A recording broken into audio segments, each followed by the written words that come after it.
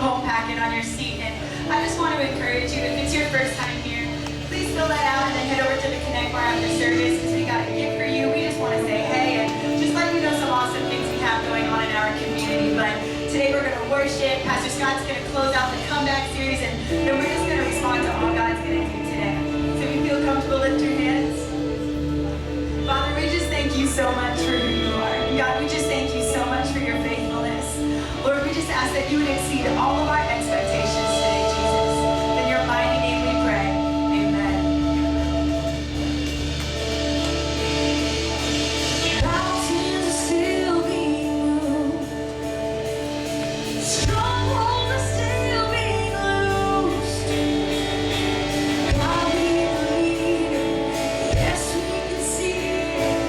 Wonders are still what you do. And we are here for you. Come and do what you do. Sing it out. And we are here for you. Come and do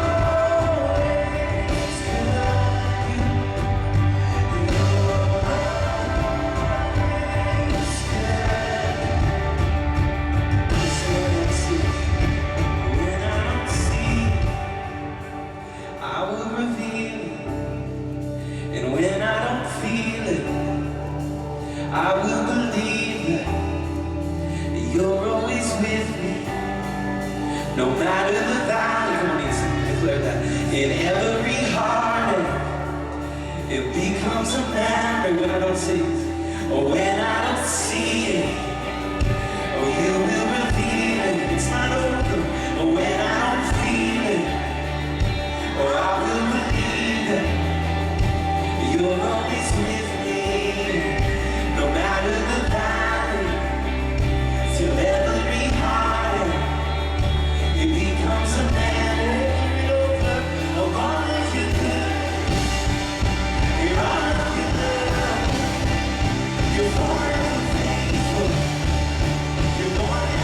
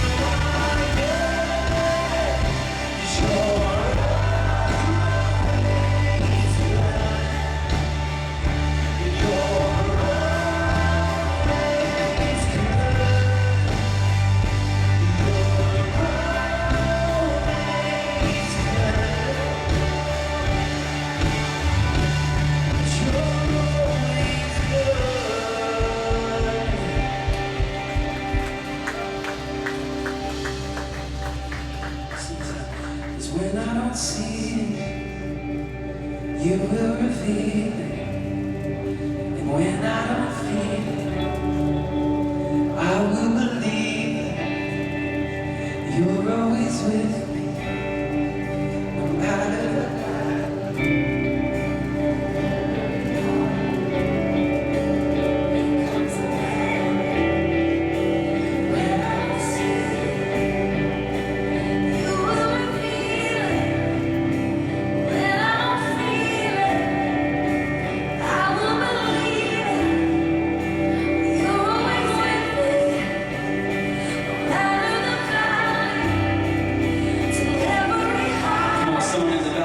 declare this. Oh, when I don't see it, and when I don't see it, I'm still coming.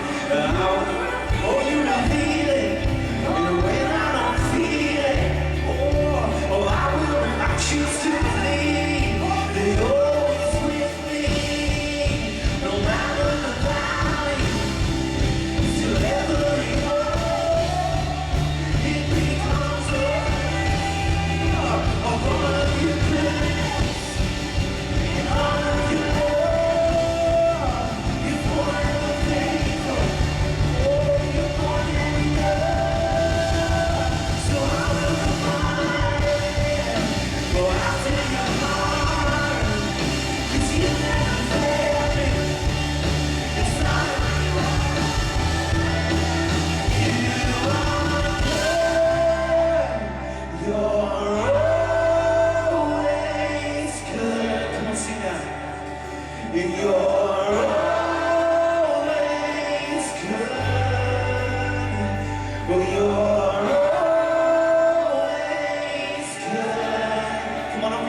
Over every situation, sing it out. Only you're still good. Oh, you're always good.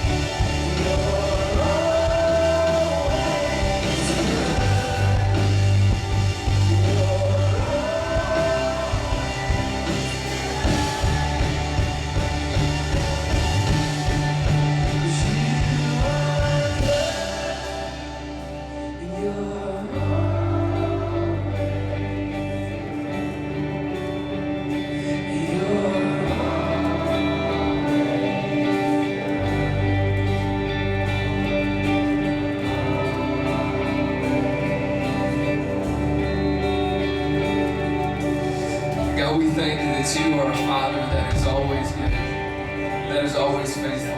God, we thank you that goodness and faithfulness aren't just something you do, it's who you are. And God, we acknowledge you this morning. We thank you, Lord, that we are sons and daughters of the Alpha and the Omega, of the good and faithful Father. Lord, we thank you that even when we don't see it, even when we don't feel it, God, that you are at work. Lord, we thank you that your word promises that you work all things out for the good of those who love you and are called according to your purpose. So God, in every season and in every situation we find ourselves in, we trust, we choose to believe that you are working things out for good. Lord, we choose to believe that you are growing us in some way, God, that you are molding us into the person that you've created us to be. God, we trust that we're going to experience breakthrough, that we're going to see you show up and show out in our situation. God, it is our privilege to sing about you. It is our privilege to remind ourselves of all the good things that you've done for us, God, how faithful you've been through the years. We worship you. We look to you this morning. We love you so much. In Jesus' awesome name, everybody said, amen. Come on, are you thankful for God's faithfulness this morning? Come on, you can better than that. Are you thankful for the faithfulness of God this morning? Man, God is so good. So good. Hey, maybe this is your first time in church. Maybe it's your first time in a long time. Maybe it's your first time to a church like this. You might be like, what are these people so excited about? Why are these people singing? Why are some people crying?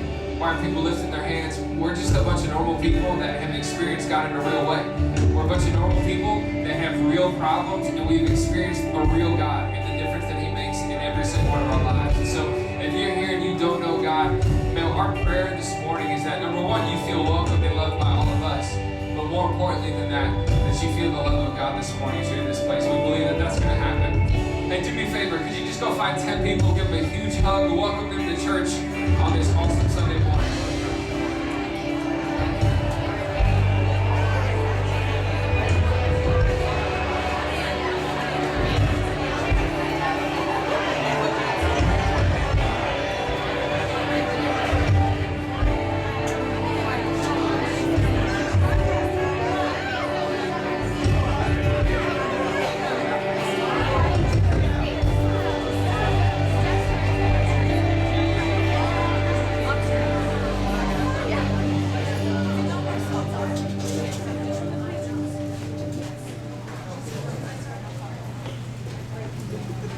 How's everybody doing this morning? You doing good? You know, I just want to recognize the bravery of our bassist to wear a jet strap on the stage when the Giants just worked them over. That's kind of crazy. And I don't want to hear, oh, it's preseason. Well, then why are we playing the game, okay? It's preseason, so our second string is better than yours. How many people excited about Daniel Jones? Me too. Come back. Come back. Come. Sam Darnold, he's the truth. He's going to be good. Hey, we are closing out our series that we've been in these last few weeks called The Comeback. And if you haven't been with us, I want to just encourage you to go back and to listen to these services that we've been doing, because we really do believe that it applies to so many different people. If you missed these 2 weeks, I'll give you a quick summary. The first week, we talked about the importance of being content in your context. In other words, pursuing the peace of God in your situation. It's one thing to encourage somebody else to go after God, but it's another thing that when you're in distress, when you're in dysfunction, when you find yourself in the midst of chaos or tragedy or whatever it would be, that you make the decision to say, I will not settle for anything less than the peace of God in my context, in my family, where I need the breakthrough. The second week, last week, we talked about this principle that character always catches up. Character always catches up. We talked about how so many times, we will fall into the trap of living for what people see while ignoring what only God can see. And the result is that character will always catch up to you. So the first week we looked at Abraham needing to be content in his context and how when he wasn't, he made decisions he shouldn't. Last week we looked at Samson, and we looked at this idea that he fell more in love with the gift that God gave him than the God who gave him the gift to begin with. And even though he was still doing things in the natural, and even though God was still using him in powerful ways, there were things below the surface that needed to be worked on. This morning, as we close out this series, I'm not going to preach long. I don't feel like we need to. But we're going to look at one more story, and we're going to go through, again, quite a bit of text, but I want to show you the context of this situation. I want to show you what God did, not just for his people, but in this individual named Gideon. So we're going to read through this story of Gideon, and I've entitled this talk, The War Within. Turn to your neighbor and say, The War Within. The War Within. So I want to encourage you to go back and to read the story of Gideon. You can pick it up in Judges chapter 6. We've been in Judges the last couple of weeks. But I encourage you, tonight, go home this afternoon, tomorrow morning, read through the story yourself. I'm going to try to summarize it as best as I can to give you the overall picture, but I really do believe that God's going to speak to you this morning through this. So just a tiny bit of context to where we're about to pick this up. At this point, God's people, the Israelites, are being oppressed by the Midianites, and they have been for over 7 years at this point. Okay, so we're going to pick up with this conversation where an angel of the Lord sent by God speaking through the angel to Gideon. The context of where Gideon is coming from is his people have been oppressed for the last 7 years. So Judges chapter 6, we're going to start in verse 11. Says that the angel of the Lord came and sat down under the oak at Ophrah, belonged to Joash the Abiezrite, where his son Gideon was threshing wheat in a winepress to keep it from the Midianites. Stop right there real quick. I want to point something out to you. He was threshing wheat in a winepress because he was hiding from the enemy. You would never thresh wheat in a winepress. Normally you thresh wheat in the wide open because you would need the wind to take away what you want to be blown away. He was doing this menial job where he shouldn't have been doing it because he was afraid and he was hiding from the enemy. When the angel of the Lord appeared to Gideon, he said, "The Lord is with you, mighty warrior." "Pardon me, my Lord," Gideon replied. You know the conversation's not going to go good when you start with "pardon me." "Pardon me, my Lord," Gideon replied. "But if the Lord is with us, why has all this happened to us? Where are all his wonders that our ancestors told us about when they said, 'Did not the Lord bring us up out of Egypt?' But now the Lord has abandoned us and given us into the hand of Midian." You know, we love being Monday morning quarterbacks. It's so easy to read something by and be like, that person's a fool. Who would talk to God like that? But how many times do you and I, with the Holy Spirit living inside of us, turn to God and we're like, "Oh God, you're real. Oh God, you're faithful. Oh God, you're good. Well then why did this happen? How come this hasn't happened yet? How come I've been praying for so long? How come I've been serving you for so long?" You see, Gideon is just being real with what he's feeling in the moment. The Lord turns to him and says, "Go in strength. You go in the strength that you have and save Israel out of Midian's hand. Am I not sending you?" Says it again, "Pardon me, my Lord, but how can I save Israel? My clan is the weakest in Manasseh, and I am the least in my family." The Lord answered, "I will be with you." I will be with you. Now, to give you a little context, that phrase, "I will be with you," is the exact same phrase that he gave to Moses and that he gave to Joshua.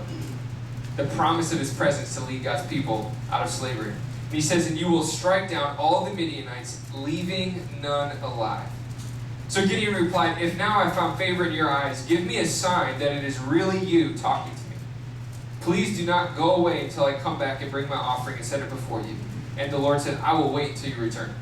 So not only does Gideon throw two "pardon me's" at the angel of the Lord who's speaking for God. "Oh, pardon me, God. Well, if it's you, how come we've been oppressed this long? Oh, pardon me, God. I'm the one supposed to save Israel. I'm the least. My tribe is the smallest, and I'm supposed to do this." Well, then, after all that, he says, "You know what? If it's really you, then why don't you just wait a second and let me go get an offering?" You see all this fear and doubt coming through Gideon. So the angel says, "I'll wait." So he waits. Gideon goes and prepares this meal, this offering for the angel. He brings it back. The angel's instruction is, "Hey, take all that broth, pour it over the whole meal," and then the angel sets it on fire.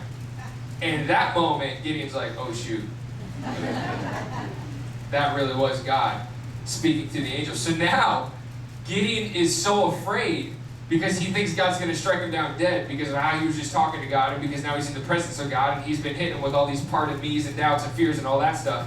And so God says to him, "Peace be to you, do not fear, you shall not die." So as you begin to read, you see that night, God spoke to Gideon again, and he told him that he wanted to go and tear down the altar of Baal that had been set up in their community and one of the Asherah poles, basically idol worship. And so you see in verse 27 that Gideon took 10 of his servants and did as the Lord told him. Here's a big but. But because he was too afraid of his family and the townspeople, he did it at night rather in the daytime. Are you seeing a theme of fear in Gideon? Are you seeing a theme of doubt in Gideon to this point? So he tears down the stuff. He does what God asked him to do. He just waits till it's nighttime because he wanted to do it in the daytime. Well, the next morning, there's a commotion in town. People are like, "Who did this? Who did this?" Word starts to get out that it was Gideon. Now, what's amazing in all of God's sovereignty is that word getting out and people starting to hear that it was Gideon, even though that might not have been what Gideon wanted. That's why he did it at night. This begins to establish Gideon as a leader for what's about to happen next in the story. We later read that all the people of the east, all the enemy armies, they unite, they come together, they gather as one to take out God's people. And so you see in verse 34, it says that the Spirit of the Lord came on Gideon, and he blew a trumpet, summoning the Abiezrites to follow him. He sent messengers throughout Manasseh, calling them to arms, and also in Asher, Zebulun, Naphtali, so that they too went up to meet him. I don't know that all those people would have gathered if word hadn't started to get out that Gideon was the one who tore down all the idol worship. But I think that God was using Gideon's even half obedience to begin to give him the foundation that he needed to lead God's people. So Gideon says to God, "If you will save Israel by my hand as you've promised, look, I'll place a wool fleece on the threshing floor. If there is dew only on the fleece and all the ground is dry, then I will know that you will save Israel by my hand, as you said. So he's testing God. And that is what happened. Gideon rose early the next day. He squeezed the fleece and wrung out the dew, a bowl full of water. So he tests God, saying, if this is the only thing that's wet, there's not dew on any of the ground, then I'll know it's you. So much so that he wrung out a bowl full of water. Maybe now Gideon will believe. Maybe now Gideon won't be fearful. Maybe now Gideon won't doubt God. Nope. Then Gideon said to God, don't be angry with me. Let me make just one more request. Allow me one more test with the fleece. But this time make the fleece dry and let the ground be covered with dew. That night God did so. Only the fleece was dry. All of the ground was covered with dew. You see Gideon. He's like, God, don't be angry with me. I'm sorry, just one more. You know that he knows he's not really walking in faith. You can see that he feels bad even just asking God. But the reality is, he's so full of fear, and he's still doubting God, that he asks God for yet another sign, and God comes through yet again. You see that God is so patient with Gideon, with Gideon's fear, with Gideon's doubt, because God is bigger than Gideon's fear and doubt. Because God understands that there is a calling on Gideon's life, and so God is going to be patient. He's going to work through these things with Gideon because he's pursuing who he had called Gideon to be. So you read that the next morning, Gideon and all these troops, they get up early, they go and they camp by a well, and they camp on higher ground. So tactically speaking, they did everything right. They were tactically sound. They positioned themselves exactly where they should as an army ready to do battle. Now Gideon, after he had gathered all these troops, he had about 32,000 soldiers. Sounds like a lot. They were facing hundreds of thousands of soldiers. So they were insanely outnumbered at this point. God speaks to Gideon, the guy who already is wrestling with doubt and fear, and he says, you have too many soldiers. Gideon's like, pardon me, come again? Like I spent all this time and effort trying to gather as many people as I could, as many able bodies as I could. We got 32,000 against hundreds of thousands. God said, yeah, you have too many. And God says to Gideon, I want to make sure that Israel never thinks that it was by your power or by your hand that you saved yourself, that this could only be done by God. Now this would be hard enough for the bravest person in the room to face. Okay? This would be hard enough for the most experienced warrior to hear. Okay, you want me to dwindle the army when we're severely outnumbered already? But God is speaking this to a guy who is overcome with doubt and fear through this entire story. So God gives Gideon instruction. He says, I want you to do this. I want you to make an announcement to all the army. He said, hey, whoever is fearful and trembling and scared to do this, you're free to go home. 22,000 soldiers pack up and go home. 22,000 out of 32,000, when they're about to face hundreds of thousands, go home. Because Gideon was obedient. He said, if you're afraid, you can go. They left. So now he comes back to God. He's like, okay, we got 10,000 left. God says, yeah, still too many. I can imagine Gideon being like, okay, God, you're really testing me right now. So God gives Gideon further instruction, and he says, I want you to take them to get something to drink, and I want you to take note of the way that the soldiers drink. He says, for every soldier who gets down on his hands and knees and puts their mouth to the water and drinks, send them home. But every soldier that will just cup the water with their hand and lick it up like almost like a dog, then they can stay. That's a really weird thing to say, right? That's a really weird thing for God to put. But if you read commentary and you read context, you see what this represented was. The soldier that would get down on his hands and knees and put his mouth to the water was overcome with thirst, was just so desperate to drink.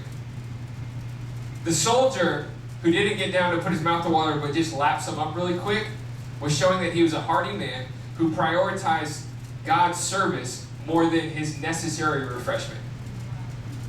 That was like, hey, let me get something, I'm ready to go. I don't need to get down, I don't need to drink, I'm ready to do what God has called me to do.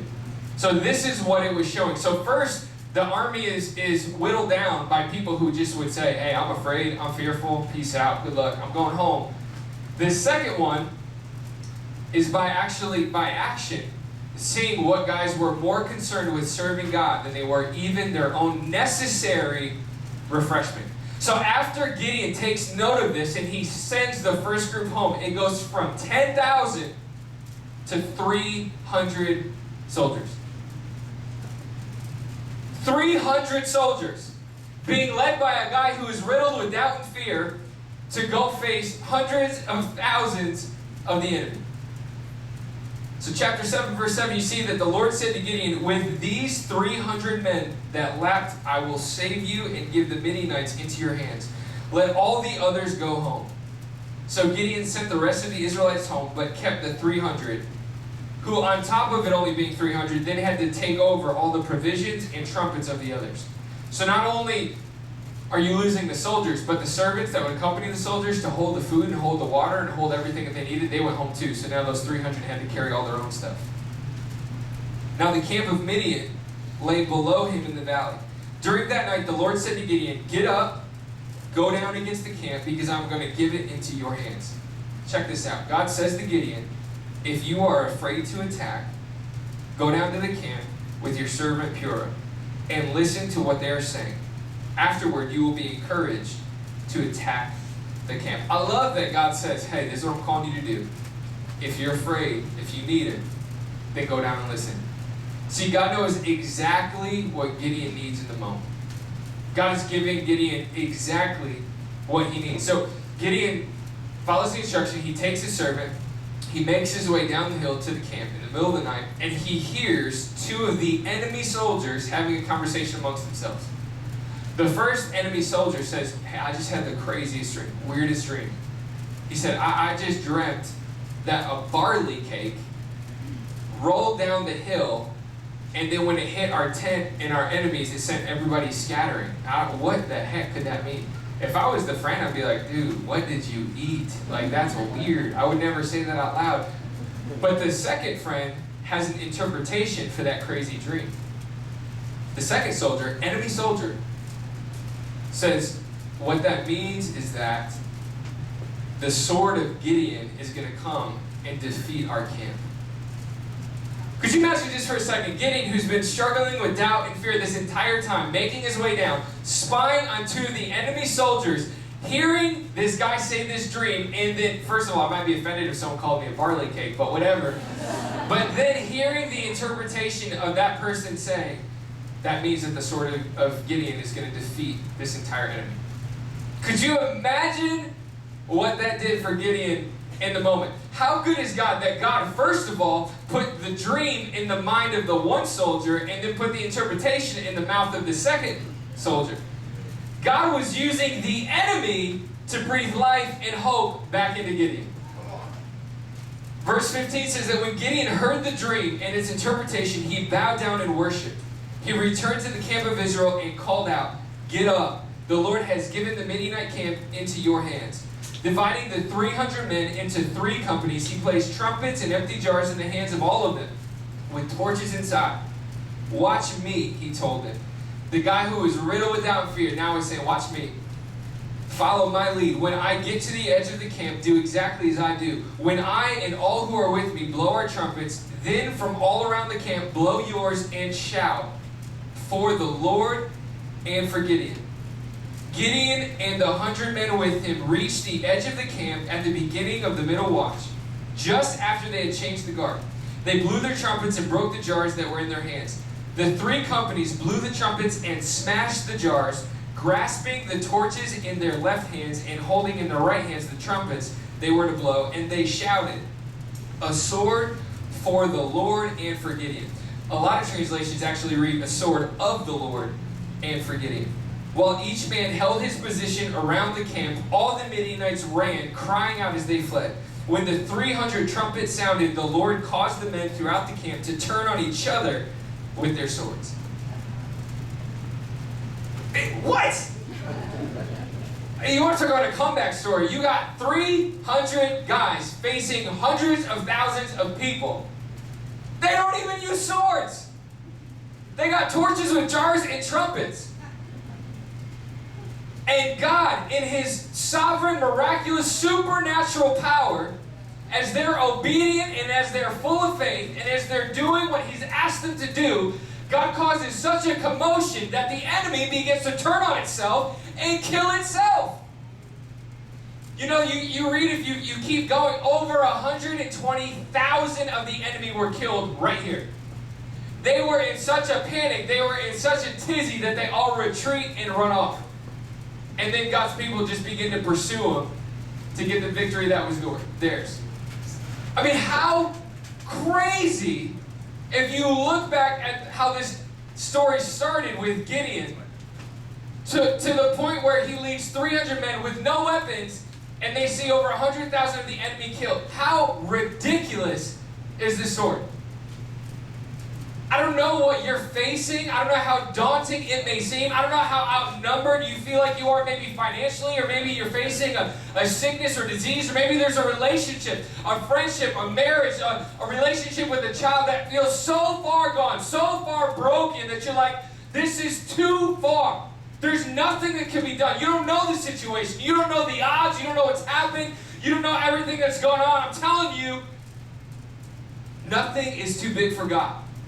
It doesn't matter how much you doubt. It doesn't matter how fearful you are. It doesn't matter what experience you've had. It doesn't matter how much you know, how much you've seen, how much you've lived through. Nothing is too big for God. I want to point out a few takeaways for you, because I believe this morning, and I'm about to wrap up. I'm telling you, I'm not preaching long. But the thing I wanted to key in on in this last week of the comeback is us choosing to fight the war within. Us choosing to fight this war within. So I want to point out a few things to you. First thing, this is so crazy. Did you notice that when we first started reading this, that when the angel of the Lord appears to Gideon and God speaks to the angel, he addresses Gideon as a mighty warrior? How ironic that he's addressing Gideon as a mighty warrior, because Gideon is currently hiding and Gideon had no battle experience. Mighty can also be translated to brave. So he appears to him as he's hiding and refers to him as mighty warrior. Write this down. God calls according to who he's created you to be. I want you to hear this morning. God calls you according to who he's created you to be.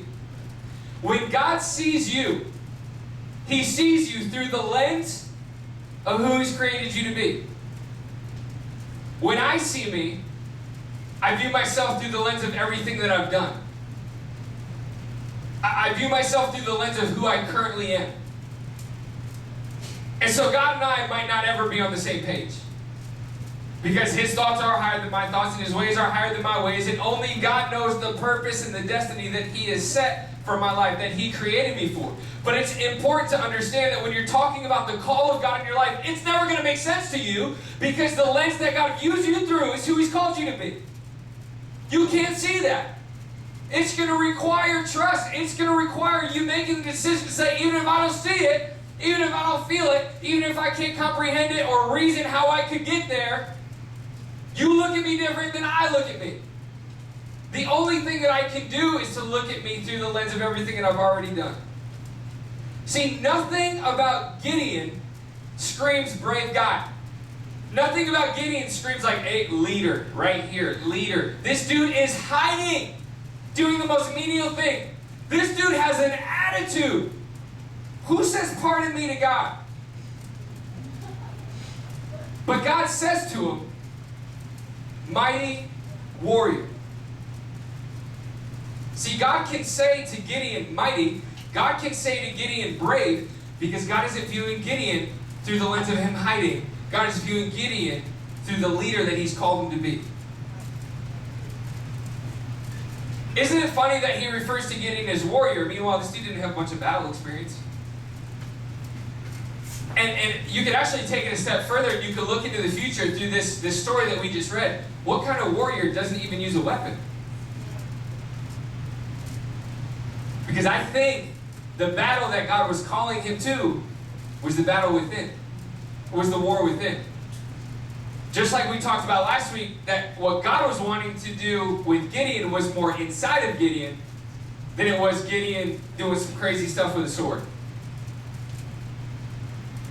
Gideon says, hey, God says to Gideon, I want it to be known that I saved my people. My people didn't save themselves, but I saved my people. See, I really do believe that if you look at this story as a whole and you view the context of where Gideon was approaching this whole thing, that God is asking Gideon to be brave, that God is asking Gideon to be mighty, that God is asking him to have that warrior mindset, that warrior attitude. Just because you feel fearful and just because you have doubts does not mean that you have to submit to those things. Can I burst your bubble for a second? You are always going to have fearful thoughts. Doubts are always going to come into the picture. Anxiety will probably always be there ready to knock on your door. Just because you live for God doesn't mean that now you're free of all those things, that those things don't come to you. The difference is you don't have to submit to those things any longer. The difference is just because they want to hang around doesn't mean that I got to believe them, doesn't mean that I got to listen to them, doesn't mean that I have to allow them to affect who I am or what I'm doing. But that requires you making a choice to say, I'll step up and I'll fight the war within. Maybe there's not a lot that I can do on the outside. Maybe I'm not skilled with a sword. Maybe I don't have the gifting to orchestrate what I think needs to happen. Maybe I don't have the intellect to accomplish what I think needs to happen in the situation. But like we talked about last week, if I can just deal with what only God sees, then He can deal with what everybody sees. If I can focus on the inside, I'll let God focus on the outside. Gideon calls a mighty warrior, brave warrior. I want you to hear this morning, any comeback story will initiate a war within. Any comeback story will initiate a war within. There's going to be moments where you have the decision that you can either give up, that it's too hard, that you can stop, that you can give in, or you can say, nope, I'm going to keep going. I don't care what the odds are. I don't care how outnumbered I am. I don't care how overwhelming this is. I don't care how daunting this is. I don't care if nobody else thinks it's going to happen. God said it would happen, so I'm going to stick to it. I'm going to be a person of faith. I don't need to see it to believe it, because I have faith. If you want a comeback story, you need to accept the invitation to war within. Just because I feel it, just because I think it, doesn't mean that I have to submit to it. God will call you according to who He has created you to be. Second thing I want to point out to you is that God equips those that He calls. God equips those that He's called. I want to point something out to you real quick. Isn't it so funny that throughout this entire story, God is surrounding Gideon with exactly what he needed? There are other passages in the Bible where someone is approaching God with a different attitude and testing God, and God doesn't appreciate it. But in this situation, you see that Gideon is constantly testing God, and God is patient with him. That God is slow to anger. That when Gideon asks for a sign, that God gives it to him. You even see in the one instance, Gideon didn't even ask for the sign yet, because God hadn't called him to go down at that moment yet. And God had already prepared something, and He said, if you're afraid and you need it, then go down and listen to it. God is giving Gideon, from the first time that He addresses Gideon as mighty warrior, as he's not demeaning Gideon for his current situation, how he's acted thus far, the attitude he's about to give God, but He actually speaks life into Gideon and addresses him according to who He's called him to be. To the times where every time Gideon needed some reassurance, every time Gideon needed some encouragement, needed to be strengthened, that God gave him exactly what he needed, all the way down to the men that God ended up surrounding Gideon with. God was giving Gideon exactly what he needed. God was equipping Gideon because He had called Gideon to lead. Isn't it so like us that Gideon was concerned with getting a lot of soldiers, a lot of help? God was concerned with giving him the right soldiers and the right help. Gideon was recruiting soldiers. Come fight with us. We need help. We need help. We need help. We need you. We need you. Going to all these different places. Come on, come on, come on, come on, come on, come on. We need help. Let's recruit more, recruit more. While Gideon is recruiting soldiers, God is reducing soldiers. See, there are times of life when things don't go well that my first reaction, my natural reaction is, I just need a lot of sympathy. I need a lot of people to know. I just need a lot of voices. I need a lot of opinions. Let me talk to this person, and then I'll talk to this person. If I don't like what they say, well, that's why I'm going to go talk to them. And then, oh, I like what they say. Let me try to get with this person. I like a lot of voices. God is not after a lot of voices in your life. He's after the right voices in your life.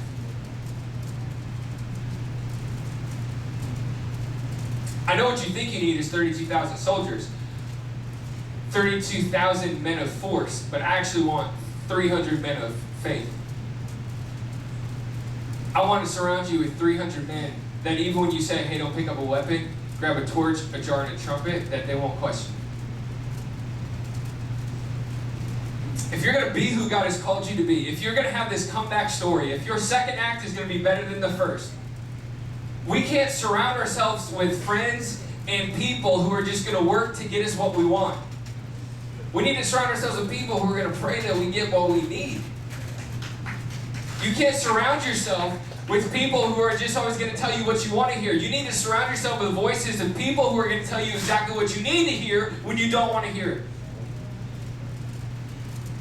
In times of distress, when I'm turning in every direction and I'm freaking out and I'm chaotic, isn't it so like God to just narrow it down and say, hey, listen to me. Listen to my Holy Spirit. Don't work on recruiting voices, because I want to reduce the voices. I want you to hear me, and I want you to hear me clearly. Because my word never returns void. Because you can take my word to the bank. This is what's awesome. You surround yourself not with people who get things done, not with people of force, but you surround yourself with people of faith. It's people of faith that will always stick by you when everything else doesn't make sense. It's people of faith that will stick by you when the numbers aren't working out, don't make sense. When the equipment doesn't look like you got what you need to get from here to there. When God puts a vision in your heart that seems ridiculous. When God bursts a dream inside of you that is completely impossible. It's people of faith. It's friends of faith. It's family of faith that will stick by you and say, hey, if God said it, He's going to do it. I'm here. I'm not going anywhere. Could you imagine those 300 guys? I mean, you see the intentionality of God whittling it down to those 300.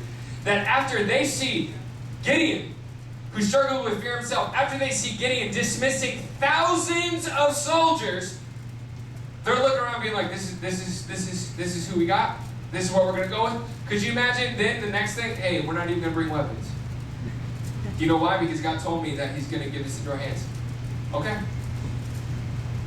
See, God was surrounding him with what he needed, the people that he needed.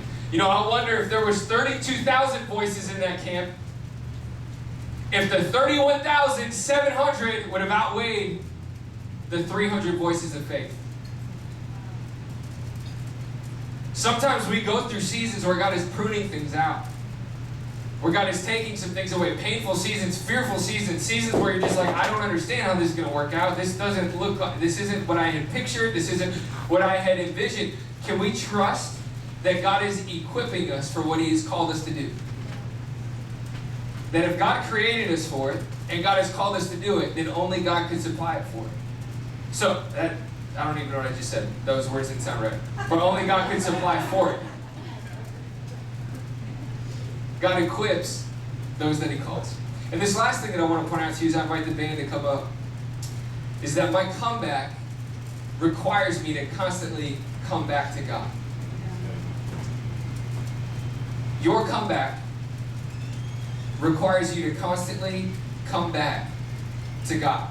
Isn't it so cool? We saw this with Abraham week 1.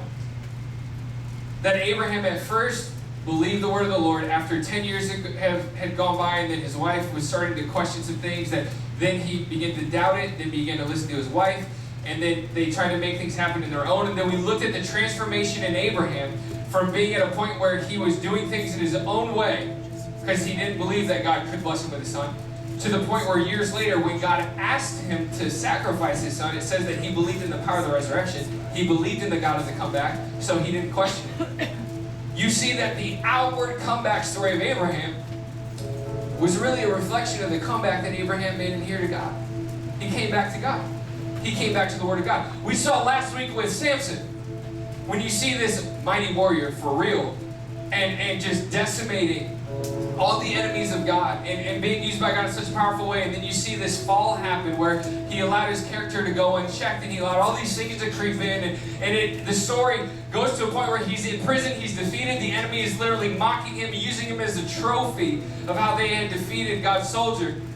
You see this switch happen as Samson, as his hair began to grow back, where instead of living for what he wanted and the desires of his flesh, you see in his prayer, we looked at last week, that he begins to pray, hey God, remember me.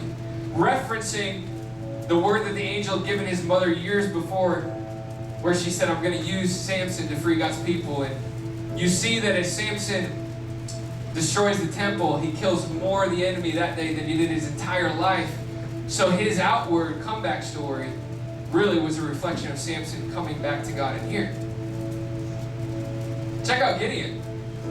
In the beginning of this crazy comeback story, Gideon is hiding, and Gideon has such an attitude with God. Such an attitude with God. Oh, really, God? Now you want to save us. Where have you been for the last 7 years? God, you want to do that in my life? Oh, God, you want to use me? Did you forget that I'm not good at that? Did you forget that you haven't gifted me in that? Did you forget that that person's way more talented than I am? Did you forget that it seems like every door opens for everyone else and I just keep getting shut door after shut door after shut door? You see that there was this hardness of heart in Gideon towards God because of this setback that people had experienced, because of these 7 years of oppression that he had lived through, because of, you can even hear the disappointment, the discouragement in his voice of saying, I thought you were the God of our ancestors who freed their people, but it doesn't seem like you've showed up in our situation. Now you're saying you want to use me, now you're saying you want to free your people. But through this story, you start to see that God is patient with Gideon. Even through the attitude, even through the doubt, even through the fear, the discouragement, the disappointment, that God is there. And God is bigger than it. How many people are thankful that God doesn't get offended when I'm offended? Could God have been like, all right, I wanted to use you, but you're going to catch an attitude like that with me? I'll go talk to somebody else. Bye. That's what I would do. I just said an angel. I just said, I'm talking to you through an angel, and you're going to give me lip? I might even backhand. I probably would backhand. But how many people are so thankful that God is so patient? That God is not insecure enough to be intimidated by the fears and the doubts of Gideon. And God's like, yeah, I know you feel that way. But I'm going to give you exactly what you need. I'm not going anywhere. We're going to work through this. To the point where you see this shift happen. We kind of read over it pretty quickly. But you see the night that God says to Gideon, hey, go down to the enemy. If you're scared, go down and listen to what they're saying. And you see Gideon make the trip. He hears the dream. And then you read this verse that says that Gideon immediately began to worship God. Do you know why that's so profound? Because they hadn't fought the battle yet. Gideon immediately worshiped God before the whole trumpet blowing, torch smashing thing, 100,000 people being killed. None of that had happened yet. Gideon was still about to go fight hundreds of thousands of people with 300 men having no idea what was going to happen. So this dude who was so overcome with fear, this dude who had so much discouragement and disappointment towards God, who's questioning God and who keeps testing God, is now at a point where he's come back to God enough that when God shows him this dream, this interpretation, that he immediately worships before the battle on the outward had even happened. Gideon is worshiping because I think he realized the real war that he had been called to was in here, and it was being won. I think for one of the first times, instead of looking at the outward, instead of looking at the odds, instead of looking at what he was facing, Gideon looked inward and began to realize, all right, God, I'm going to worship you. I'm back. you don't believe it there, I'll point something else out to you. You see in this dream that the interpretation, this is subtle. I felt like God pointed this out to me this week.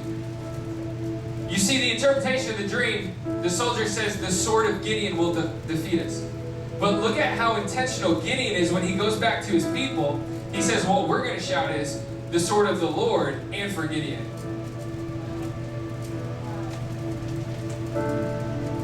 In other words, this is only God. I mean, they literally didn't even have a sword on them. They were carrying a sword. So even after hearing the dream, which could have maybe tempted him to make it about himself, he brings it back to the Lord with the soldiers. No, what we're going to shout is, it's the sword of the Lord and for Gideon. In other words, it is only going to be by God's grace and by God's protection and by God's provision that we're going to make this comeback. But I'm not down it anymore. I'm warring within. I'm choosing to believe and I'm choosing to worship before the battle's even been won yet. That the God who said he was going to do it is going to be faithful to do it. Gideon came back to the place where he was putting his faith in God. And I really believe that that was God's intention all along. From the moment that he addressed him as mighty warrior, brave warrior, and the moment that Gideon started to choose to fight this battle within, this war of faith, this war of fear, this war of doubt, that God's intention all along was, I'm going to bring this guy back to my heart. I'm going to bring this guy back to a place of faith where it doesn't matter what the odds are. It doesn't matter if I tell him, leave your sword at home. That this dude is going to trust me. And that's who I want to lead my people. I want to invite you to stand this morning as we begin to wrap this up. Transition.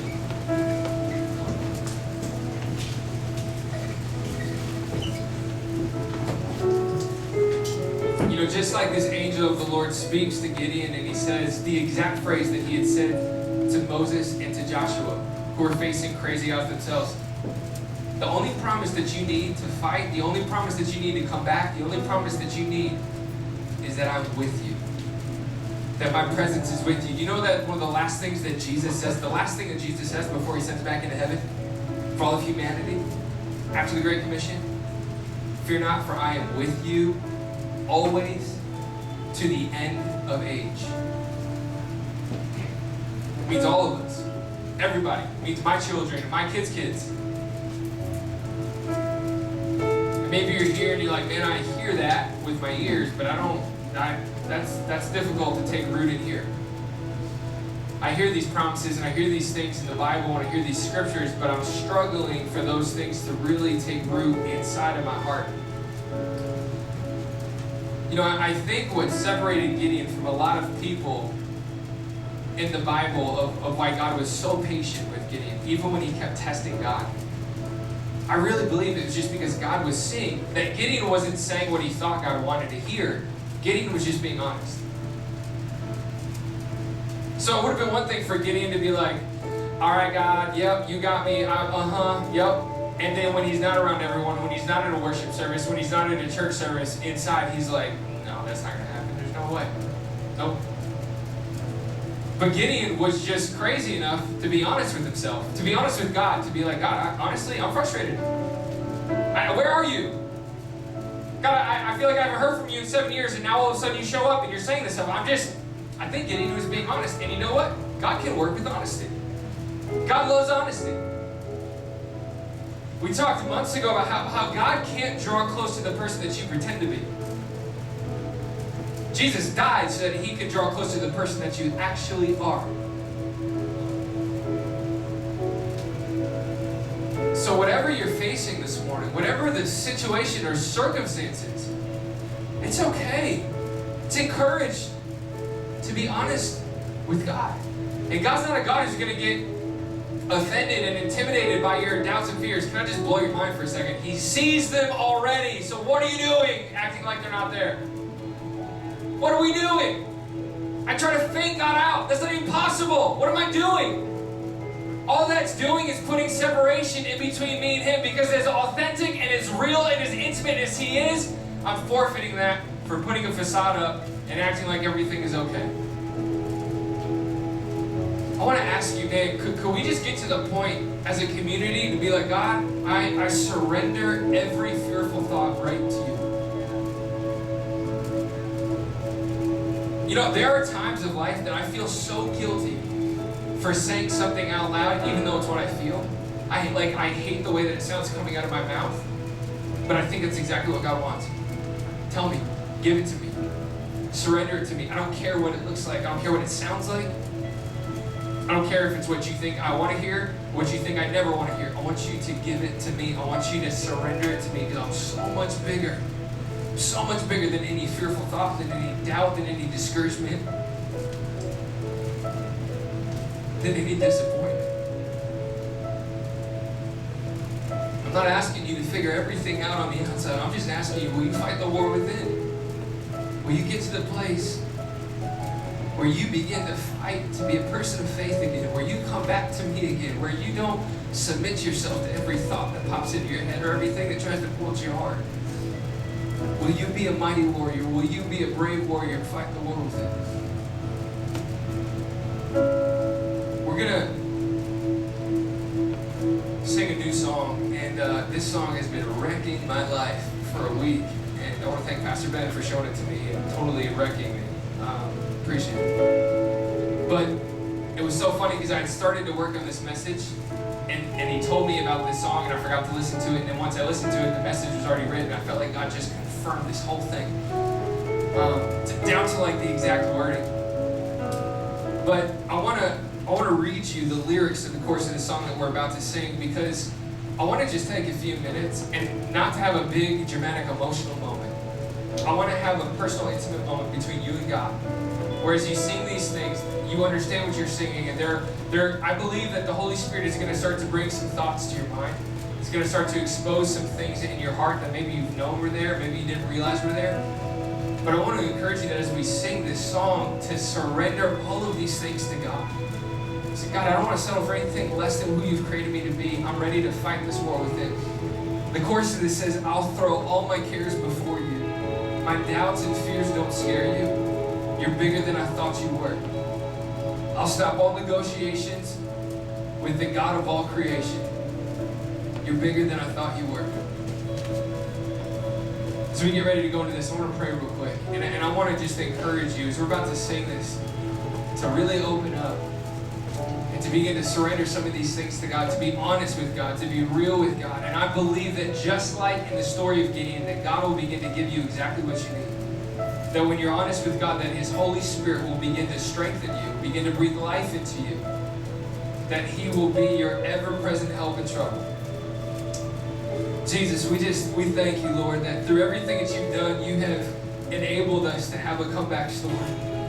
God, we understand the importance of being honest with you. And so our heart right now is, God, I want to be completely open and real with you. God, every care, every doubt, every fear, every anxious thought, every bit of disappointment, every bit of discouragement, I lay at your feet right now. God, I take on this invitation of being a brave warrior, a mighty warrior. God, I say I will fight the war within. I'm sick of submitting to every lie of the enemy. I want your truth spoken over me. God, I pray, Lord, that I would put so much weight in the words and the promises of your word that I wouldn't get thrown off by the things that Satan would throw at me.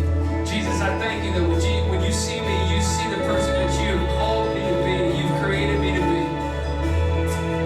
We love you, Jesus.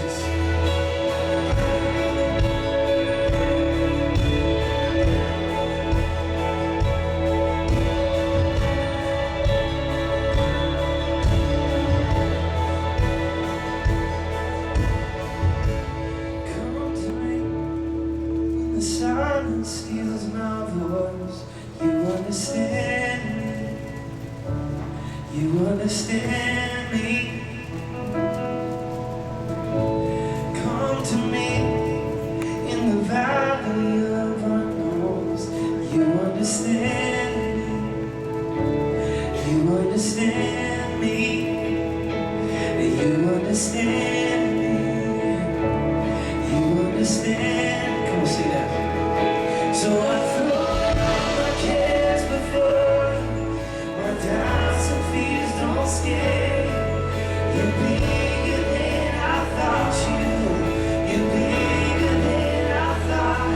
And I throw negotiations to the God of all creation. You're bigger than I thought you were.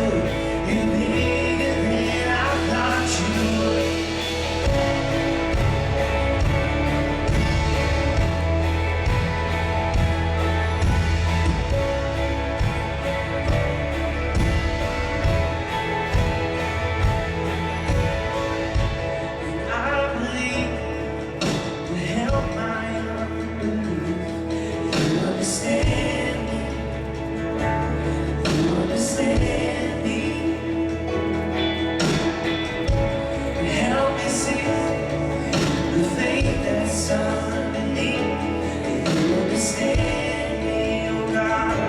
You understand me, we sing. You understand me. You understand. Come on, sing it out, let's say. So I throw all my cares before you, my doubts and fears don't scare me. You're bigger than I thought you would. You're bigger than I thought. So I throw all negotiations to the God of all creation. You're bigger than I thought you would. You're bigger than I thought you would.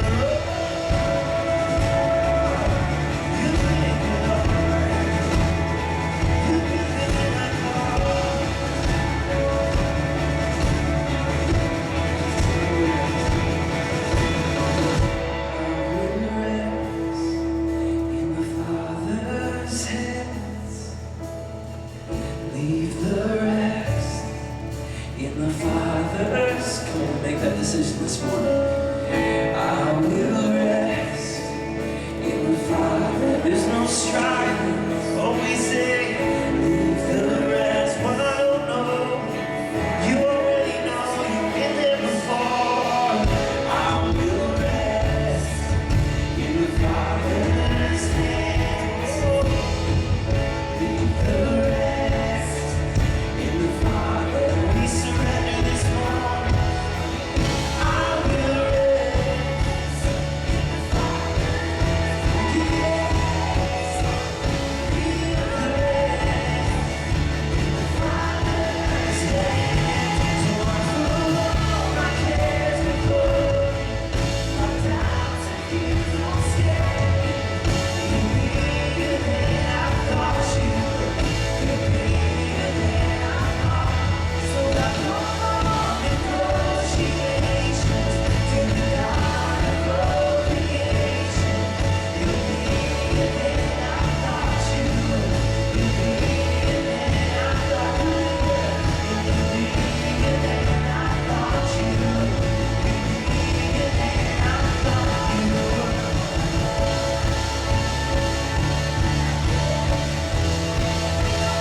You're so much greater. You're so much greater.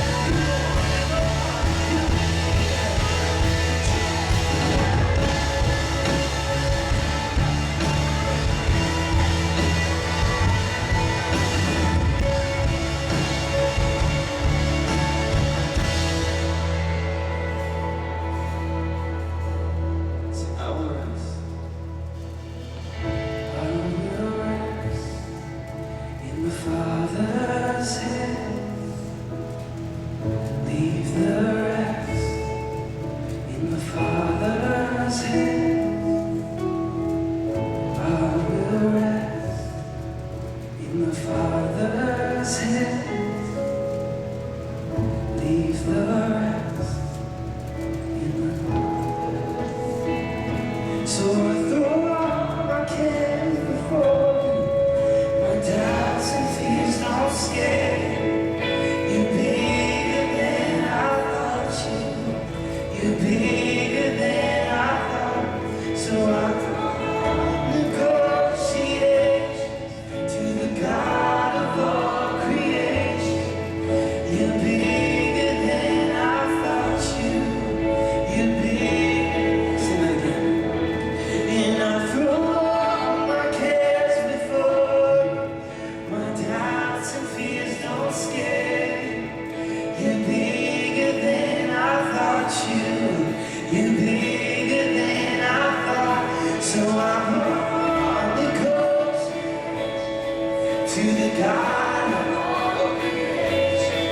You're bigger than I thought you would. You're big. Come on, there's freedom in this tonight. So I throw all my cares before you, my doubts, I give it up. Oh, you're bigger than I thought you would. You're bigger than I thought. So I stop all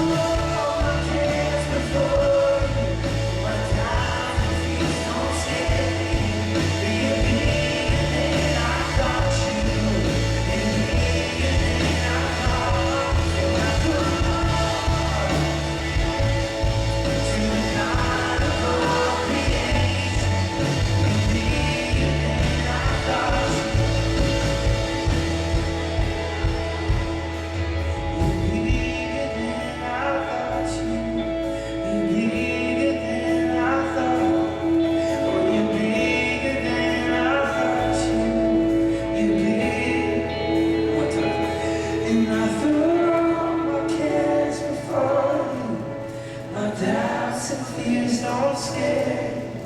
You're bigger than I thought you. You're bigger than I thought. So I'll stop all close to the God of all creation. You're bigger than I thought you. You're bigger than I thought.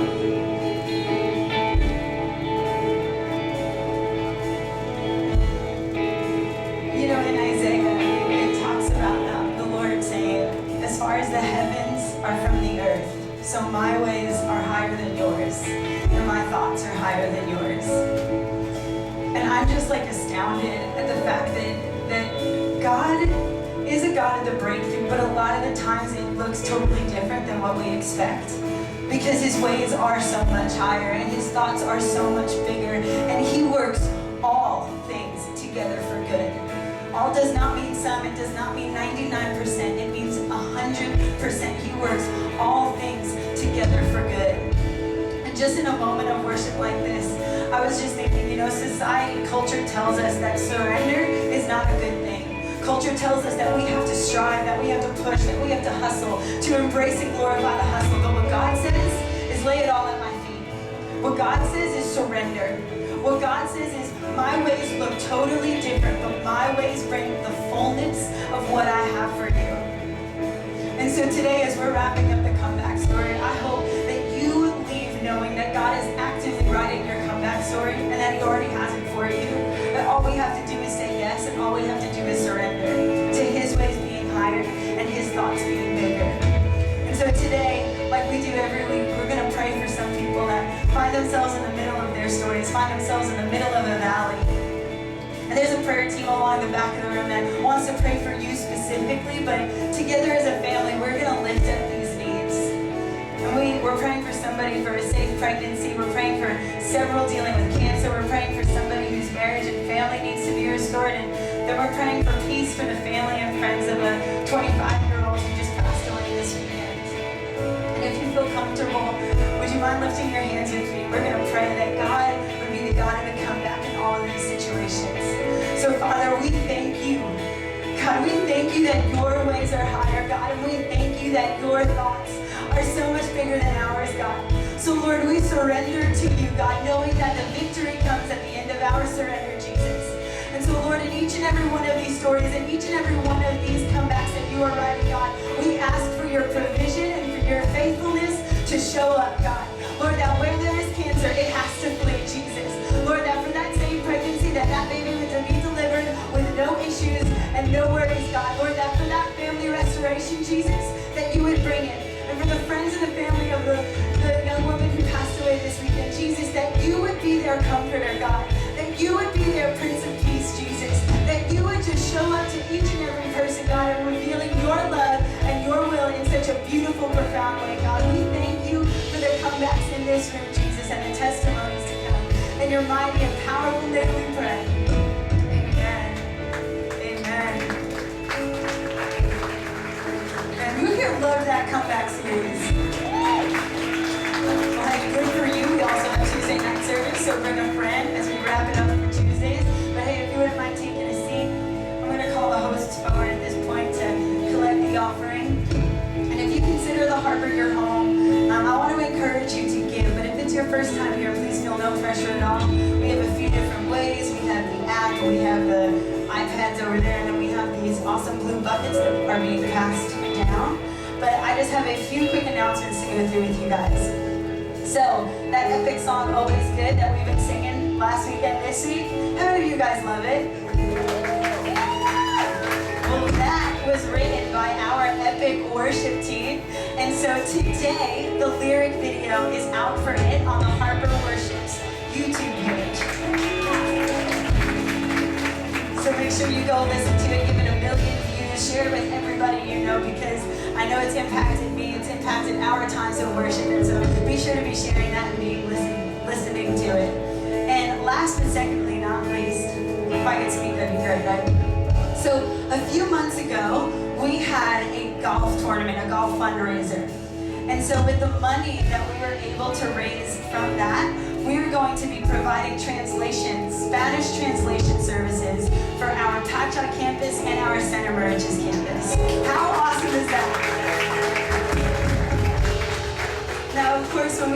ministry like this, we need volunteers. And so Anna, to your left, this beautiful, amazing individual, is going to be running our volunteer team for that. So if you are bilingual and if you are interested, please find her after service. She has these join our team cards, and we would love for you to be a part of that. But that's all I got for you guys. So if you wouldn't mind standing.